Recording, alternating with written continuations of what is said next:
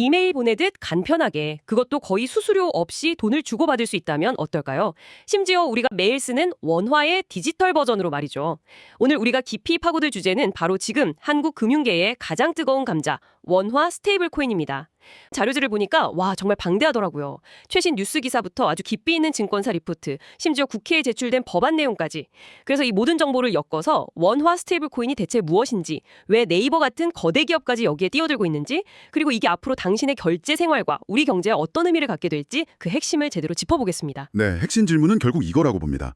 디지털 원화라는 이 새로운 형태의 돈을 과연 누가 어떻게 만들고 관리해야 하는가? 이게 우리 모두의 삶을 바꿀 편리한 혁신이 될지 아니면 아무도 예상 못한 금융 시스템의 뇌관이 될지 지금부터 그 치열한 논쟁의 한가운데로 들어가 보죠. 좋습니다. 그럼 가장 기본적인 질문부터 시작해보죠. 스테이블 코인, 이름에 코인이 들어가니까 비트코인 같은 걸 떠올리기 쉬운데요.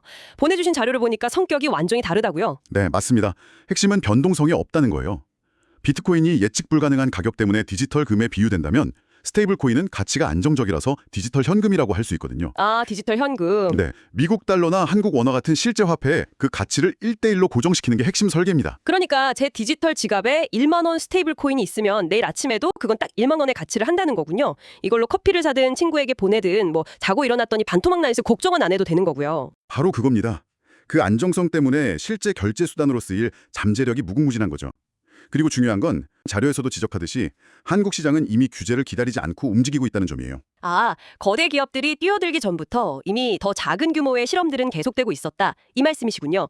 비덱스 우리은행 컨소시엄의 KRW1이나 케이크1 사례 같은 것들이요. 그렇죠.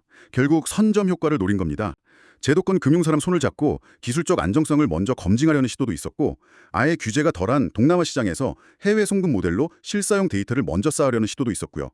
다들 이 거대한 시장이 열릴 걸 예감하고 법이 완성되기 전에 먼저 유리한 고지를 차지하려고 했던 거죠. 그런 물밑 움직임이 있었군요. 그런데 이런 스타트업 수준의 시도와는 차원이 다른 정말 판을 흔드는 플레이어가 등장했다는 게 자료들의 핵심인 것 같습니다. 바로 네이버와 두나무의 만남이죠. 네, 이건 정말 스케일이 다른 이야기입니다. 네이버 두나무 주식 맞교환은 단순한 지분 투자를 넘어선 전략적 동맹이거든요. 국내 최대 간편 결제 플랫폼인 네이버페이와 최대 가상자산 거래소 업비트를 운영하는 두나무가 손을 잡은 겁니다. 아, 그림이 딱 그려지네요. 두나무가 블록체인 기술로 원화 스테이블 코인을 만들면 네이버가 가진 그 수많은 결제처에 이걸 바로 적용하겠다는 구상이군요. 맞습니다. 두나무의 블록체인 위에서 스테이블 코인을 발행하고 이걸 당장 네이버 쇼핑이나 웹툰 결제에 쓰는 건 시작에 불과하죠. 진짜 큰 그림은 네이버가 인수한 포시마크나 왈라팝 같은 거대 글로벌 플랫폼에 이걸 적용하는 겁니다. 해외 플랫폼이요? 네, 국경을 넘나드는 수수료를 거의 제로에 가깝게 만들 수 있으니까요. DS투자증권 보고서에서 왜 민간 발행이 허용되면 네이버가 최대 수혜주라고 분석했는지 이해가 되는 대목입니다. 민간 기업들이 이렇게 구체적인 청사진을 그리고 달려나가는데 그럼 이걸 지켜보는 정부나 국회에서는 어떤 논의가 오가고 있나요? 새로운 화폐를 만드는 일인데 당연히 논쟁이 아주 치열하겠죠. 네, 바로 그 지점이 현재 논쟁의 핵심입니다. 자료를 보면 국회에 발의된 법안들이 크게 두 갈래로 나뉘는 걸 알 수 있어요. 스테이블 코인을 혁신의 도구로 볼 것인가 아니면 관리의 대상으로 볼 것인가. 근본적인 시각 차이가 드러나죠. 하나는 핀테크 기업들한테 문을 열어주자는 쪽이고 다른 하나는 은행한테만 허용하자는 쪽 이렇게 보이던데요. 정확합니다. 안도걸, 김은혜 의원 등이 발의한 비은행권 법안은 스테이블 코인을 디지털 자산의 일종으로 보는 거고요. 민간의 혁신을 장려하되 소비자 보호 장치를 잘 만들자는 비교적 유연한 접근법이죠. 반면에 박성훈 의원안 같은 은행권 법안은 이걸 거의 통화 그 자체로 봅니다. 통화요? 네, 이건 국가의 통화 주권과 직결된 문제니까 한국은행과 정부의 엄격한 통제 아래 소수의 지정된 은행만 발행하게 하자. 훨씬 신중하고 보수적인 입장입니다. 혁신이냐 안정이냐 정말 고전적인 딜레마네요. 그런데 자료들을 보면 법안 통과가 늦어지는 이유가 단순히 이런 철학의 차이뿐만 아니라 정부 부처들 간에 보이지 않는 힘겨루기 때문이라는 분석이 눈에 띄더라고요. 네, 타이거 리서치 보고서에서 이 부분을 입법 지연의 본질이라는 아주 날카로운 표현으로 요약했더군요. 사실 이건 새로운 금융 인프라의 관할권을 누가 가져가느냐의 문제입니다. 한국은행은 통화 주권을 지켜야 한다. 기획재정부는 해외 자금 유출을 막아야 한다. 또 금융위원회는 금융혁신과 소비자 보호라는 명분으로 감독권을 확보하려고 하고요. 아, 결국 각자의 논리가 팽팽하게 맞서면서 누구 하나 양보를 못하는 상황이군요. 정부 부처들이 서로 주도권 다툼을 하느라 법안 처리가 지지부진하다면 가장 보수적인 입장을 취할 수밖에 없는 한국은행 입장에서는 차라리 우리가 직접 하겠다 이런 생각을 할 수도 있겠네요. 정확한 연결고리입니다. 그게 바로 CBDC, 한강 프로젝트랑 연결되는 건가요? 네, 바로 중앙은행이 직접 발행하는 디지털 화폐, 즉 CBDC가 한국은행의 대안카드인 셈이죠. 자료를 보면 한국은행은 한강 프로젝트라는 이름으로 이 CBDC 도입을 아주 적극적으로 검토하고 있거든요. 실제로 이창용 총재는 여러 차례 비은행 기업이 스테이블 코인을 발행하면 기존 금융 규제를 우회할 수 있다면서 깊은 우려를 표했습니다.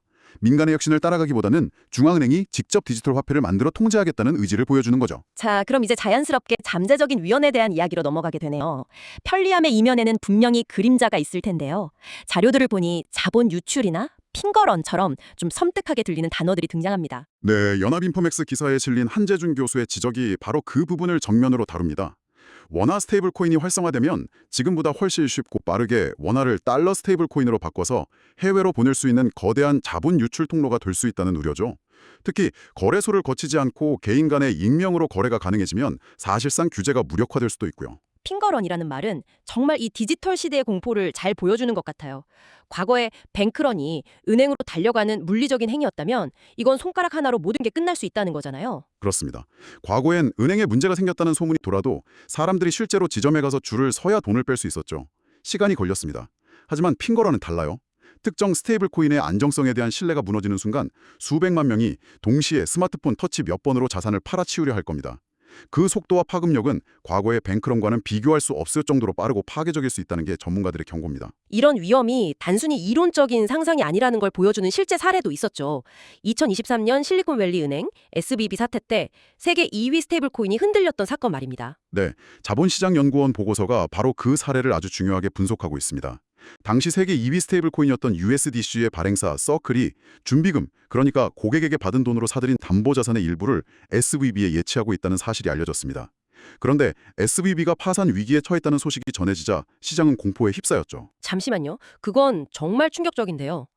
미국 국채 같은 안전자산에만 투자한다고 알려졌던 세계에서 두 번째로 큰 스테이블 코인조차도 협력은행 하나가 흔들리니까 그 가치가 무너졌다는 거잖아요. 맞습니다. 항상 1달러여야 할 코인이 1달러 밑으로 떨어진, 즉 패깅이 깨진 거죠. 안정적이라는 이름이 무색해지는 순간이었네요. 바로 그렇습니다. 결국 미국 정부가 나서서 SVB의 모든 예금을 전액 보증하겠다는 이례적인 발표를 하고 나서야 USDC는 겨우 1달러 가치를 회복했습니다. 이 사건은 우리에게 아주 중요한 교훈을 줍니다. 아무리 발행사가 준비금을 안전자산으로만 구성한다고 주장해도 극단적인 위기 상황에서는 정부라는 최종 보증인, 즉 공적 안전망 없이는 그 안정성을 결코 담보할 수 없다는 걸 보여준 충격적인 사례입니다. 이야기를 쭉 듣고 보니 이건 단순히 새로운 결제 기술의 등장이 아니라 훨씬 더 근본적인 질문과 맞닿아있다는 생각이 듭니다. 바로 누가 돈을 만들고 거기서 나오는 이익을 가져갈 것인가 하는 권력의 문제 말이죠. 맞습니다. KCMI 보고서는 바로 그 지점을 시뇨리지라는 개념으로 설명합니다. 화폐 발행으로 얻는 이익을 뜻하는 말인데요. 과거 왕이나 영주가 금과 구리를 섞어 주화를 만들면서 실제 금속 가치보다 높은 액면가로 유통시켜 차익을 얻었던 것에서 유래했죠. 현대사회에서는 중앙은행이 지폐를 찍어내거나 민간은행이 대출을 통해 신용을 창출하면서 그 시뇨리지를 나눠 갖고 있었던 거고요. 그렇죠. 그런데 스테이블 코인 발행사는 바로 이 시뇨리지를 얻는 새로운 민간 주체가 되는 셈입니다. 한번 생각해 보세요. 당신이 10,000원을 주고 스테이블 코인을 삽니다. 발행사는 그 10,000원으로 미국 국채 같은 안전자산을 사서 이자 수익을 얻죠. 그동안 당신의 디지털 지갑에 있는 10,000원짜리 스테이블 코인은 이자 한 푼 없이 결제 수단으로만 쓰이는 거고요. 그 이자 수익 전체가 고스란히 발행사의 이익, 즉 새로운 형태의 시뇨리지가 되는 거군요. 바로 그겁니다. 자, 그럼 이 복잡한 논의를 당신의 관점에서 다시 정리해 보겠습니다. 거대 기업의 야심, 정부의 고민, 잠재적 위험까지. 이 모든 것이 결국 우리에게 의미하는 바는 무엇일까요? 결국 자료들이 보여주는 핵심은 이것입니다. 스테이블 코인은 기술이 아니라 권력의 문제라는 것. 지금까지 국가가 독점해온 돈 찍는 권력을 민간 빅테크가 가져오려는 시도이고 정부 부처들의 싸움은 바로 그 권력을 누가 통제할 것인가에 대한 대리전인 셈이죠. 그렇다면 우리는 어떤 선택을 해야 할까요? 혁신을 위해 위험을 감수해야 할까요? 아니면 안정을 위해 혁신에 늦춰야 할까요? 물론 정답은 없겠죠. KCMI 보고서에서는 몇 가지 현실적인 정책 방향을 제안하는데요. 이게 합리적인 균형점으로 보입니다. 예를 들어 스테이블 코인의 용도를 대출 같은 신용 창출 기능은 막고 오직 지급 결제 수단으로만 엄격하게 제한하자는 겁니다. 예금처럼 돈이 몰려서 금융 시스템을 불안하게 만들 위험은 차단하면서 결제 수단으로서의 혁신은 허용하자는 거군요. 네, 그리고 발행사는 물론이고 거래소 같은 제3자가 이용자에게 이자를 지급하는 행위도 금지하는 거죠. 그렇게 금융 안정을 훼손할 위험은 크게 줄이면서 더 빠르고 저렴한 결제라는 혁신의 가능성은 열어두는 겁니다. 당장 완벽한 제도를 만들기보다는 규제 샌드박스 같은 제도를 통해 제한된 환경에서 실제 데이터를 쌓아가면서 우리 현실에 맞는 한국형 모델을 조심스럽게 설계하는 것, 이게 가장 현실적인 경로일 수 있습니다. 오늘은 원화 스테이블 코인을 둘러싼 거대 기업들의 야심찬 계획부터 정부 내의 치열한 주도권 다툼, 그리고 새로운 민간 화폐가 가져올 수 있는 편리함의 이면에 숨겨진 위험까지 정말 깊이 있게 파고들었습니다. 빠르고 저렴한 결제라는 아주 매력적인 미래와 수십 년간 쌓아온 금융 안정성을 지켜야 하는 현실 사이에서 한국 사회가 어떤 선택을 내릴지 정말 중요한 기로에 서 있는 것 같습니다. 지금까지는 주로 한국 내에서의 논의에 초점을 맞췄습니다. 하지만 마지막으로 이런 질문을 던져봅니다. 보고서에서는 우리의 통화 주권을 지키기 위해 달러 같은 외화 스테이블 코인의 국내 유통을 제한해야 한다고 제안합니다. 앞으로 페이스북이나 구글 같은 글로벌 빅테크 기업들이 자체 디지털 화폐를 밀어붙일 때 진짜 경쟁은 국내 은행과 핀테크의 싸움이 아니라 디지털 원화와 디지털 달러의 싸움이 될지도 모릅니다. 만약 언젠가 당신의 디지털 지갑에서 원화보다 다른 나라의 디지털 화폐로 결제하는 일이 더 많아진다면 당신의 금융 생활은, 그리고 우리 경제는 어떻게 바뀌게 될까요?